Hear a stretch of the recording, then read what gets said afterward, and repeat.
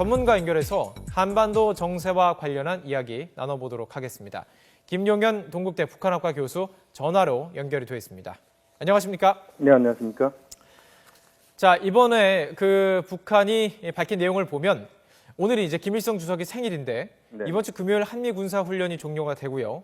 오바마 미국 대통령의 방한대 굵직굵직한 정치 행사를 앞두고 있습니다. 그런데 북한이 밝힌 내용을 살펴보면 이번에 무인기와 관련해서도 천안함 때와 비슷한 얘기를 했습니다. 자, 남한과 북한이 같이 공동조사하자라는 이야기까지 했는데 과연 어떤 속내가 담겨 있는 걸까요? 북한의 이제 국방위원회 검열단 이름으로 이제 어제 그 발표가 나왔는데요. 결국 이제 공동조사를 하자, 무인기에 대해서 뭐 이런 입장입니다. 오히려 지금 이제 북한이 상당히 강하게 나왔다 이렇게 봐야 될 것 같은데. 예. 북한 입장에서는 그런 것 같습니다. 지금 이제 그 무인기의 결정적인 증거, 북한이 했다라고 하는 북한죄라고 하는 결정적 증거가 아직 나오지 않았다. 뭐 이런 차원에서 북한에 대해서 국제사회나 또는 남측 내부의 여론이 북한에 쏠리는 것에 대한 이제 반발, 뭐 이것들을 보여주는 뭐 그런 행보다 이렇게 봐야 될 것 같습니다. 예.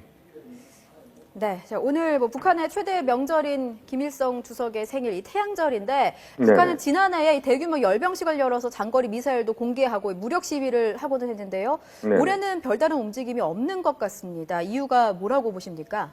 역시 이제 그 북한의 태양절, 그러니까 김일성 주석의 생일인 4월 15일에 대체로 그 군사적인 퍼레이드랄지 이런 것들을 과거에 해왔습니다. 예. 오늘도 이제 상황은 더 지켜봐야 되겠습니다만 특별하게 지금 징후는 이제 보이지 않는다 이렇게 그 정보 당국에서는 보고 있는 것 같은데요.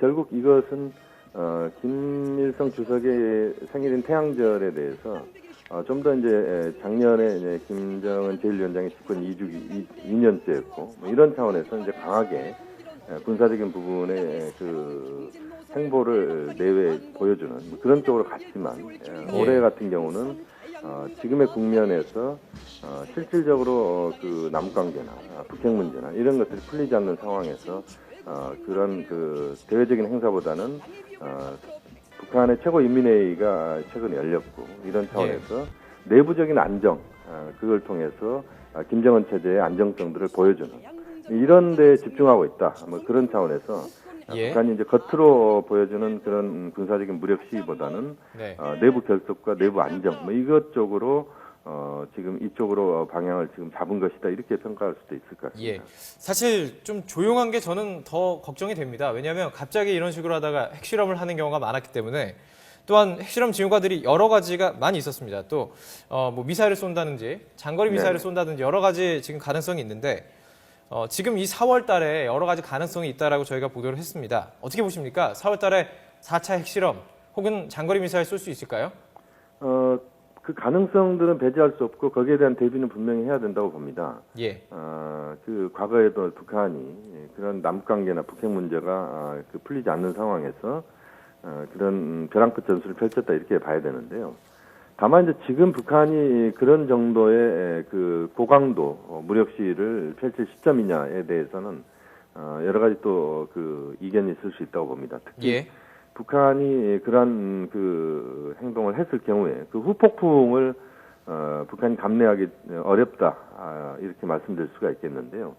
중국의 입장도 이제 과거에 비해서 상당히 북한의 그런 그 핵실험이나 장거리 미사일 발사에 대해서는 부정적 입장을 내놓을 가능성이 높고 또 그렇게 된다면 만약에 북한이 그런 행동을 한다면 남북관계는 박근혜 정부 임기 내내 그 어려워진다. 또 육자담 재개를 위한 국제사회 노력에 완전히 찬물을 끼얹는다. 이런 차원에서 북한이 지금 당장의 그런 수단을 활용하기보다는 그런 카드를 만지작거리면서 그 국제사회 관계를 북한이 의도하는 대로 끌고 가고자 하는 뭐 그런 정도의 그 행보가 당분간 펼쳐질 가능성이 높다.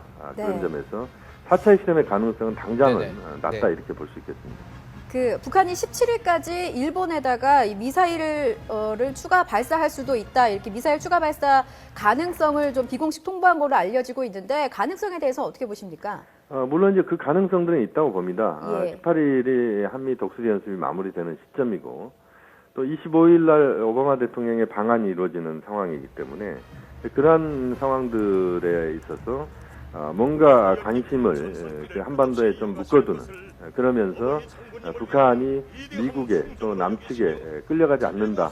북한이 판을 끌고 가겠다. 뭐 이런 차원에서 예. 북한이 이제 그 장거리 중거리 미사일 발사랄지 또 저강도 무력 시위를 펼칠 가능성은 분명히 있다. 이렇게 볼 수 있을 것 같고요. 거기에 대한 대비는 분명히 또 할 필요가 있고 예. 또 그 과정에서 전체적으로 북한이 또 그런 행동을 하지 않도록 하는 국제사회의 북한에 대한 설득 압박 이것도 필요한 부분이다. 뭐 그런 점에서 여전히 지금의 그 상황들은 북한의 그 추가적 행동이 나올 수 있고 거기에 대한 여러 가지 사전에 그것을 그 저지시키는 이런 다양한 노력들도 필요하다고 봅니다. 예. 예. 또 이제 미국과 중국의 육자회담 수석대표가 오늘 만나지 않았습니까? 네네. 그렇습니다. 아직 구체적인 내용은 나오지가 않고 있습니다. 근데 어떤 네네. 내용들이 좀 오갔을 것이고 북핵 문제에 대해서 좀 구체적으로 진행된 이야기들이 있을까요?